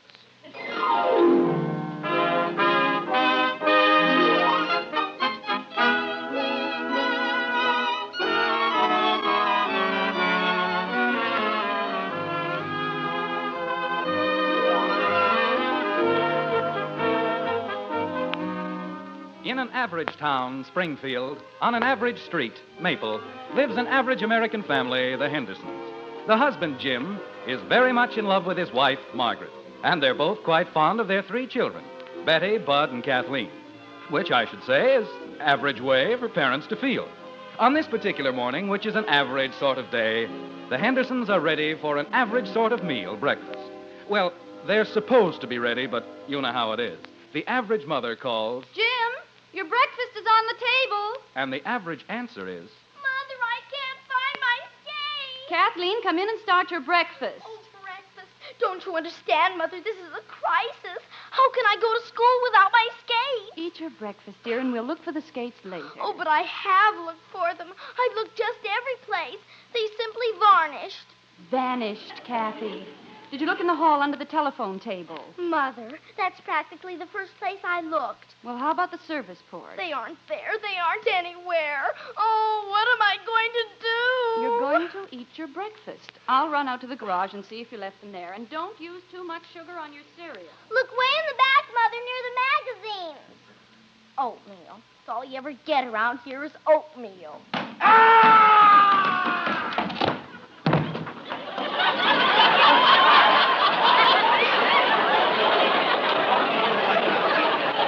Never mind, Mother. Daddy found them. Who left those skates on the stairs? Good morning, Daddy dear. I want to speak to you, young lady. What about Daddy? Skates. How many times have I asked you not to leave your skates on the stairs? Oh, is that where they were? Oh. Golly. I looked simply everywhere and I couldn't find them. Good morning, dear. Did you have a nice... Jim! What did you do to your chin? I came down the stairs on it. Let me see. Oh, Jim, your poor chin. Isn't it wonderful, Mother? Daddy fell down the stairs and found my skates. I did not fall down the stairs. Please, Jim, hold still. How can I fix your I will chin not if have you- that child telling people I fell down the stairs. I tripped over her confounded skates. Is that the only place she can find to leave them? Well, she's very sorry, dear, aren't you, Kathy? Oh, sure. Daddy. Not now, Kathy.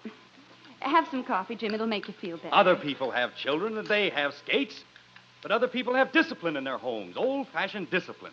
The kind of discipline we had in my home when I was a boy. There was a place for everything and everything in it. Hey, Mom. I'm sorry, dear. We'll try to do better. What is it, Bud? I can't find my other shoe. Where'd you put it? Look under the dresser. Okay. Is that where you generally put his other shoe? Sometimes. How do you want your eggs this morning, dear? Oh, I don't care. I was just wondering. Kathy, this if is a maybe- very bad time to bother your father. We'd better let it go for a while. Shall I scramble them, Jim? Oh, Yeah, but it's that's not- important, Mother. It's the most important thing in my life. What is? It's really nothing, dear. All It's- right, Kathy, stop looking like Ingrid Bergman and tell me what it is. I need $2, Daddy. I'm desperate. $2? What for? Wings.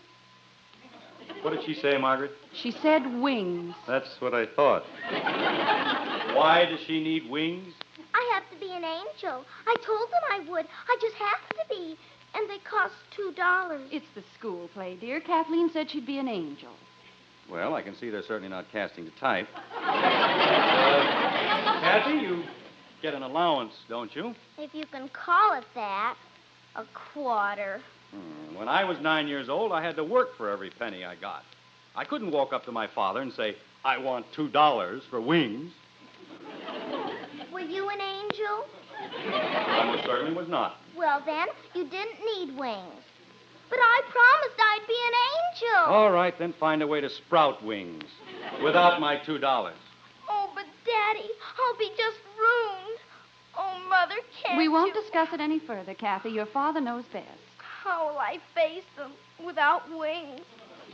They were counting on me. Morning, everybody. How's it? What happened to the squirt? Oh, just a minor tragedy. Drink your orange juice, Bud. Say, Dad, I was just thinking. Bud, not now. Let your father read the paper. But I was just going to tell him Not about... now, dear, please. Oh, but I have to. Gosh, how much time have I got left? You don't mind if I get in on this, do you? How much time for what?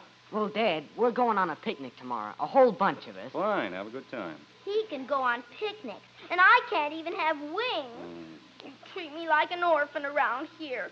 Nobody even loves me. Oh, Kathy, stop being dramatic. Everyone loves you. Sure, but not $2 worth. Kathleen, your brother's not asking for $2. Your brother's not asking for anything. Except permission to use the car. Except permission to use... Except what? Well, that's what I was going to ask you about. You see, we're all going out in the country, and I told everybody... You're not going to use the car. Oh, but, Dad, if I don't, how am I going to go? You have a bicycle, haven't you?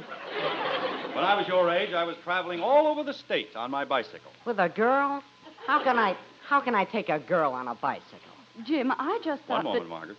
James Henderson, Jr., you are 15 years of age, and young men 15 years of age do not go traipsing around the country with girls in my car. But everybody else does, Dad. I mean, they get to use their father's car.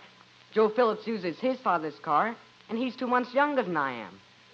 I wouldn't care if he was 3 months younger and had wings. You may not have the car. Bud, you know your father doesn't approve of children driving automobiles. Children? If I want the car, I'm too young. If I want to go to the circus, I'm too old. I wish somebody around here would decide how old I am. We've decided you're too young. Now, that'll be all of that. I'll be an outcast. That's what I'll be. I'll be poisoned with every hunk of date bait in the school. Me and a bicycle. Bud, you better eat your eggs before they get ice cold. What a time to think about eggs. Dad, how would it be if No. But I was just going to... No. But you don't even know... No. Whatever it is, no. Oh, fine. The way I'm treated around here, you'd think I was an orphan. Copycat, I said it first. Quiet, Squirt. Kathy, leave your brother alone and finish your milk. But I did say it first, didn't I, Daddy? I said it first and Bud heard me, and he's an old copycat. I am not. I wasn't even listening to you. You were, too. You heard me say it, and then you said it, and you're an old copycat. I am not. You are so. I am not. You are so. Quiet, both of you, quiet. Oh, Margaret, why can't we ever have a peaceful breakfast in this house? I'm sorry. I don't think it's asking an awful lot. When I was a boy, we had wonderful breakfasts, quiet breakfasts, peaceful breakfasts. We had respect for our elders. Sure, but you didn't have a kid sister like the brat. I'm not a brat. You're a brat if I ever saw one. I am not. You are so. I am not. You are so. Quiet! Good morning, Mother. Good morning, Father. What's the matter with her? Too late. I know. I was looking out the window at a bird. It was sitting on an egg.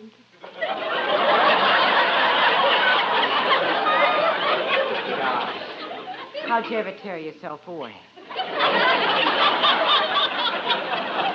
Dear Bud. Such a lovable little moron. Betty, dear, you sound so strange this morning. Is anything wrong? Wrong. Oh, Mother, how can you even say that? In this lovely, wonderful world, how could anything be wrong? Hey, Pop, you better hide your wallet. This one's gonna be a pip.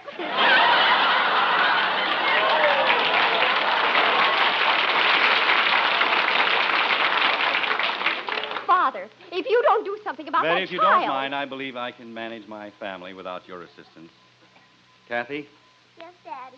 as your father, I'm quite capable of handling my own financial affairs. It may be a strain, but I can manage. Yes, Daddy. And I would prefer that even in moments of stress, you refrain from addressing me as Hey Pop. Okay, Daddy. Finally, I believe I am as well qualified as you to recognize the devious routes employed by your sister in leading up to the announcement that she needs a new dress. That's telling her, Pop. What? I mean, Daddy. You're all very amusing, but I don't need a new dress. Dear, are you sure you feel all right? I feel fine. Betty, you don't want any money? No, Father, why? You don't want to borrow the car? Of course not. Well, at least there's one sensible child in this family. Betty, I'm proud of you. Thank you, Father. Yes, sir. What this country needs is more children who leave their fathers alone at the breakfast table. I think I'll have another cup of coffee, Margaret. All right, dear. There you are. Thank you. Well, Betty, what's the good word in your little world? Oh, just the most wonderful thing has happened, Father. I'm going to be married. Jim, hold your arms up over your head quickly, hold on back. What for? Don't stand there. Do something. Do you want him choked to death? Jim! I'm all right. You're going to be fine, Ted. Just fine. Well, stop beating me on the back or I'll never be all right. Oh, but Mother I told did me... not tell you to break your father's spine. Well, you told me to pound him. With your hand, not your books. Bud, you're going to be late for school. I get it. Come on, Kathy. Come on, where? You're going to school. I don't have to leave for 10 minutes. Oh, that's what you think. Hey, stop pulling me, you brute. See I you have later, to get my everybody. Father! All right, Betty. Now, what was that newsy little item you dropped into the middle of my coffee? Oh, you mean about getting married. Isn't it wonderful? Margaret, did you know anything about this? Not a word, Jim. I still don't. Betty, you're joking, aren't you? Joking? Mother, do you think I joke about the most sacred thing in a woman's life? Jim, she isn't joking. That's right. Betty, you wouldn't mind giving us a little more information, would you? You know, just in case we want to get in touch with you later. I don't know what you mean, Father. Well, just for a start, who is it? Who's who? The boy, my prospective son-in-law. What's his name? Billy. He's wonderful. Oh, Betty, not Billy Smith. Just wonderful. Which one is he? Oh, you know, Jim, the one who hates football players, the one Betty thinks is aesthetic. Aesthetic. The one I think it is, that's a new way of spelling anemic. Billy's delicate. You have to be delicate if you have a beautiful soul. Well, that's exactly what this family needs, somebody with a beautiful soul. Margaret, I have to get out of the office. Explain to Betty that she'll be happier if she waits. Make certain, you know, the usual woman-to-woman talk. All right, dear. Oh, you don't have to worry about us, Father. Billy and I talked it all over last night, and we both decided against a hasty marriage. We intend to wait. That's fine. I'll be home at the usual time, dear. All right, Jim. We're not going to be married until Saturday. If you need... Saturday? Uh-huh. Saturday night. We were going to make it in the afternoon, but we decided to go to the basketball game first. This is an emergency. Put your hat down. I'll put more than my hat down. Betty, this is the most ridiculous piece of conversation I've ever heard. Father, you mean you don't approve? Now, there's the first intelligent remark you've made since you got up. I most decidedly don't approve. But I don't understand. You've always liked Billy's father. You mean Hector Smith? Of course I like Hector Smith. He's one of my best clients. Why don't you marry him? But he is married. Betty, your father and I have always thought Just that a moment, Margaret. I'll handle this. Betty, you're 17 years of age. You're in your first year at the university. You will not marry Billy Smith or anyone else until after your graduation. That's final. Graduation? But that's 3.5 years. I'll be over 21. Why, the best years of my life will be gone. Well, darling, we can always have Bud push you up to the altar in a wheelchair. You're laughing at me, and I think you're horrid. You're just old-fashioned, both of you. You've forgotten what it is to be young and in love. You don't seem to understand that things are different now. Oh, Betty, nothing's any different. Things like that don't change. They do, too. Things change all the time. People change, customs change, everything changes, only you won't admit it. Oh, darling, why don't you listen to your father? Things are no different now than they were when we were your age. The young people wore different clothes and they sang different songs, but fundamentally they were the same, and even then boys and girls didn't rush headlong into marriage. Not until they were ready for it. You bet they didn't. They listened to their fathers. They were willing to benefit from a lifetime of experience. Why, when I was courting your mother, I remember when... How old were you when you married Father? Well, Yes, Mother. I was 17. But that was different. Why? Well, because things were different in those days. The people were different. The times were different. You said they weren't. Well, they were. Some of them were. Some of them weren't, and some of them were. Only the ones that weren't were more than the, Margaret. Betty, don't you think it would be a nice idea if Billy and his family were to have dinner with us tonight? Oh, Mother, would you? Really? Margaret, I don't want the Smiths for dinner tonight or any other night. I think the idea of a dinner for the Smiths is not only ridiculous, but unnecessary. I forbid the marriage, and that's that. Oh, Jim, you know you like having people in for dinner. The Smiths are very pleasant, and you might be able to sell Hector some more insurance. Yeah, that's right. I might have that. But look, Margaret, I'm going to have a tough day at the office. I couldn't take a dinner tonight. Let's make it next week. Next month. Dear, we can't put it off for even a day. I'll call the Smiths and see if they can make it. Shall I tell them dinner will be at 7:30? 7:30? What's the matter with 6 o'clock? I'll be starved by 7:30. Jim, it just isn't done. Well, it's going to be done tonight. We'll have dinner at 6. I'll ask them to be prompt, dear, at 7:30. And, Mother, can we dress? I mean, can I wear my new dinner gown? Can I, Mother? Oh, please, can I? Betty, there will be no dressing for dinner. But, Father, Mother, please. I'm sorry, darling. You know I never contradict your father. After all, your father knows best.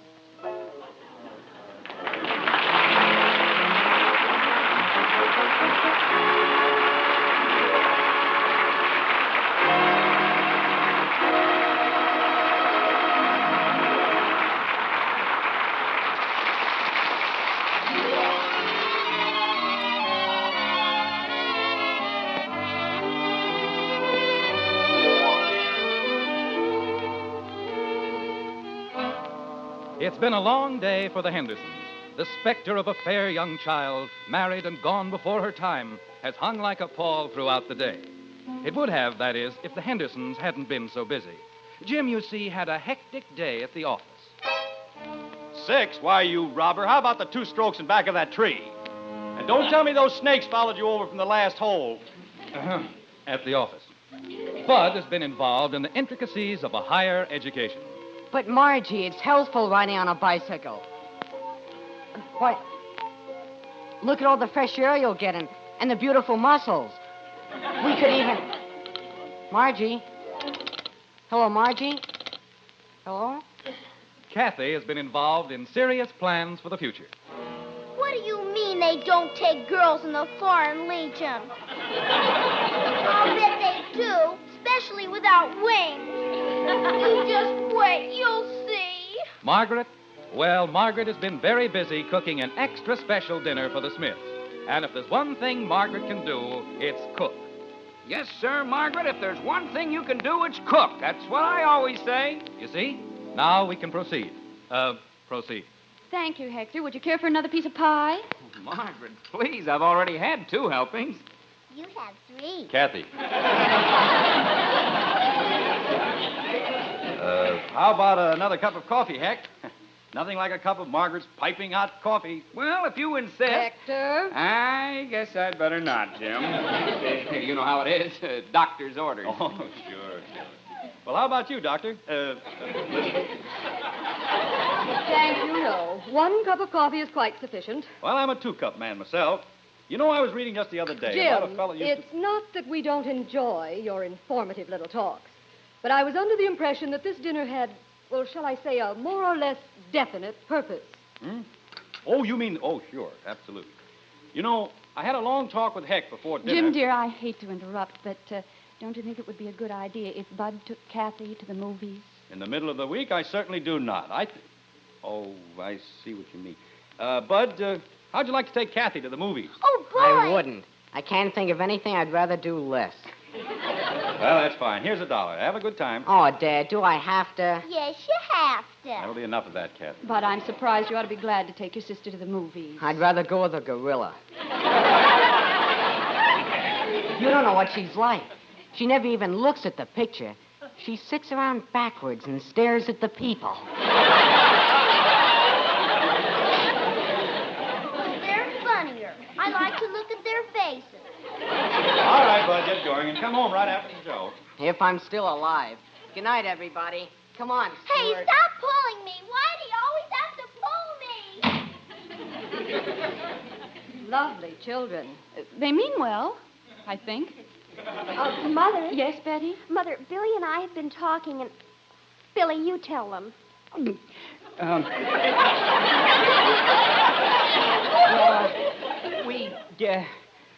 Would it be all right if we went to the movies? Oh, no. Oh, I should say not. We're here for a purpose, a very definite purpose. Yes, sir. We have a problem to discuss, and we're going to do it right now. Frankly, I think the whole thing is idiotic. Imagine discussing a ridiculous subject like marriage with these these children. We're not children, Mother. We're quite adult. We have adult minds, adult bodies, adult passions. William!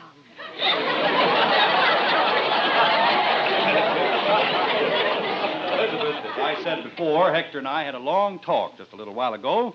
Right, Heck? Right. And we're in complete agreement on the subject, right? Right. We both feel that open discussion is the only sensible procedure in a matter of this sort, right? Right.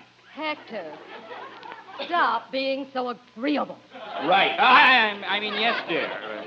Myron, Elizabeth, Hector and I have agreed on what we consider a very sound solution to the entire problem. We have decided to permit Betty and Bill to be married immediately. Jimmy! Holy cow! I've never heard anything so outrageous in my entire life. Hector, get your hat. William, we're leaving this instant. I'm not going, Mother. As soon as William! I'm 18, Mother. I've got a mind of my own. I love Betty, and we're going to be married. Well, I never. All right, now that's settled. You're going to be married. Oh, Mother, isn't it wonderful? I don't know. Yes, sir. Nothing like marriage and responsibility to set a man straight. Where do you kids figure on living? After you're married, I mean. Oh. Well, we sort of figured we'd move Mother, in. couldn't Kathy move in with Bud? Then Billy and I That's could have ridiculous, Betty. You've got to have a home of your own, a place for your roots to take hold and grow. Right, Heck? Right.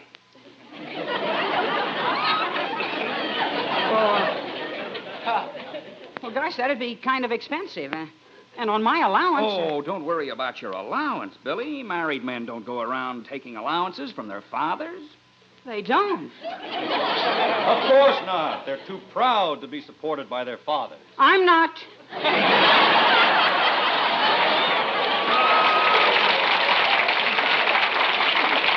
Of course you are. You'll work, you'll sweat and slave, but you'll come home every week with a juicy pay envelope for your little wife. Isn't that sweet? But I don't know how to do anything. That's not so. Poets make a living, and Mother, he writes the most beautiful poetry. I'm sure he does, dear. Billy, recite the one about my hair. It's just wonderful. Oh, Betty. Well, it is. Raven tresses on a lofty brow, swept by the winds of time. Isn't that beautiful? Well, you could get a small house, poet size. Say, Jim, I saw an apartment advertised the other day. Be just right for the kids. $125 a month, furnished. Of course, that's without utilities. You know, gas, electricity, telephone. And food. Don't forget food. That's right. And laundry and cleaning. Oh, they won't have to worry about that, Jim. Don't you remember when we were first married, I did all our laundry and cleaning and cooking. I'm sure Betty will want to do at least that for Billy. Won't you, dear? I guess so. Betty, Yes, Billy. could I talk to you for a minute? Privately? Of course. Will you excuse us, please? We'll be right back. It's all right, kids. Take all the time you need. We're in no hurry. Are they gone? I think so. Jim, we did it. Yes, sir. By golly, we did it. Oh, it was nothing, really. Jim, stop looking so smug. What was nothing? The psychological attack I planned for tonight. You see, I felt our wisest possible course, from a tactical standpoint, lay in a feint to their left flank and a drive through the middle. Do you follow me? Yes, dear. Right up to the part where you started to talk. Margaret, the whole thing is elemental. Yes, and very clever. We pretend to give our consent. That's the feint. Believe me, I almost did. Then we hit them with both barrels. The cost of living, the struggle for existence. They retire in disorder. Their armored units are smashed. Their rear guard is demolished. What a fight. Dear, the enemy is back. Oh, come on in, kids. Everything all settled? I think so, Father. Pretty much settled, sort of. That's fine. Now, what did you finally decide? You know very well what we were forced to decide. We have to wait. Why, Betty, I thought that you and Billy... Mr. Smith, you don't have to continue the ridiculous performance you and my father were putting on. Betty. Oh, Father, you can be so juvenile at times, really. Apartment that's $125 a month. We know some kids have one for $45. You older people ought to get straightened out on the simple facts of life before you start fooling around with psychology. Jim, your mouth is open. Oh, well, now see here, both of you kids. Just a moment, Jim. Betty, exactly what do you and Billy intend to do? Well, as long as our families are determined to exercise parental prerogatives, We'll just have to wait until we're financially self-sufficient. Right, Billy? Right.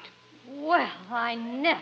Well, Betty, how long do you figure it's going to take you and Billy to become financially independent? A few years. Well, that gives us a little time to look around for a wedding present, eh, Hank? Yeah. That's right, Jim. A couple of years, it's a long time. A lot of things can happen. Hector, how about another cup of coffee? Oh, thank you, Margaret. I think I can use one. You know, Margaret, I'm very relieved. I'm so afraid of hasty marriages. Don't mind us, Mother. Just go on talking as if we weren't here. Oh, I'm sorry, dear. It's just that I was so afraid you were going to make the same mistake I did. Oh, I wouldn't exactly say you made a mistake, Elizabeth. Heck's a pretty nice guy. Yeah, well, thanks, Jim. You can send me a check in the morning. I suppose I have been fairly fortunate. But, of course, people aren't always that lucky when they marry beneath them. I suppose not, but when they what? Elizabeth, we'd better go. It's getting late. Wait a minute, Heck. What was that crack you made, Elizabeth? Well, after all, my mother was a Stuyvesant, and I certainly... In have a other right words, to- you think Betty isn't good enough for your son. I'm sure that isn't what Elizabeth meant, Jim. That's what she said. Well, isn't that what you said, Lizzie? Don't you dare call me Lizzie. Why not? If you can say my daughter isn't good enough for that puny excuse of a son... Now, just a minute, Jim. Writing poetry. What makes you think he's such a bargain? My boy has a fine head on his shoulders. What shoulders? I've seen better heads on a small beer. That's so. Yes, that's so. This is what comes from slumming. Slumming? Now, you listen to me, Elizabeth Smith. Your mother may have been a Stuyvesant, but my father spent half his life picking your father out of the gutter. And he wasn't lying down just because he was tired. I think I'm going to faint. Hector, I'm going to faint. Go ahead, dear. I'll catch you. You ought to be ashamed, upsetting my mother with your vulgar insinuations. Vulgar? Why, you little pipsqueak. If you were my son, I'd vulgar you so hard you wouldn't sit down for a week. Fortunately, I am not your son.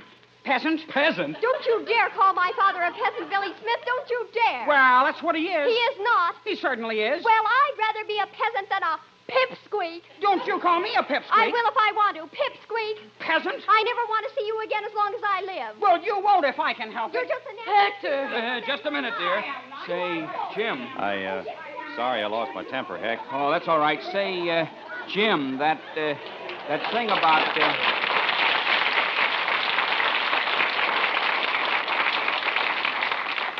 Say, Jim, that thing about picking Elizabeth's father out of the gutter, is that true? Sure, it's true. Why? Oh, boy. Oh, just wait till she pulls that Stuyvesant stuff on me again. Well, thanks for a lovely evening, folks. Come on, Lizzie. Yes, dear. And, Billy? Yes, Father. Come on, Pipsqueak.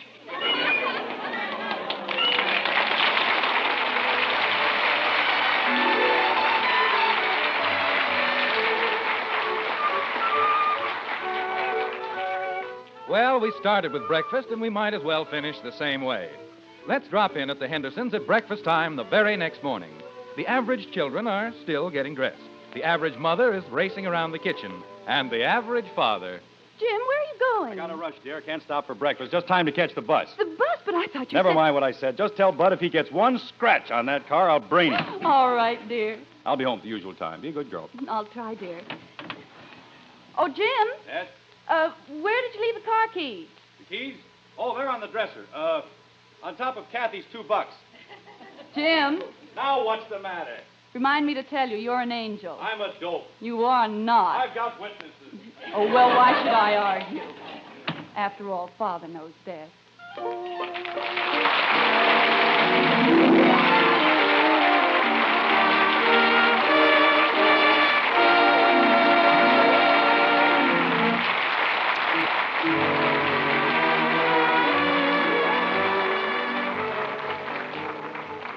Members of our cast are Robert Young as Jim Henderson, June Whitley as Margaret Henderson, Rhoda Williams as Betty, Ted Donaldson as Bud, Norma Jean Nielsen as Kathy. Robert Young will soon be seen in RKO's Baltimore Escapade. Ted Donaldson may be seen in Warner Brothers' Decision of Christopher Blake. Others in tonight's cast were Virginia Gordon, Herb Vigran, and Sam Edwards. Music was written and conducted by Roy Bargy. Father Knows Best was conceived and written by Ed James. Entire production under the direction of Herb Sanford. Bill Foreman speaking.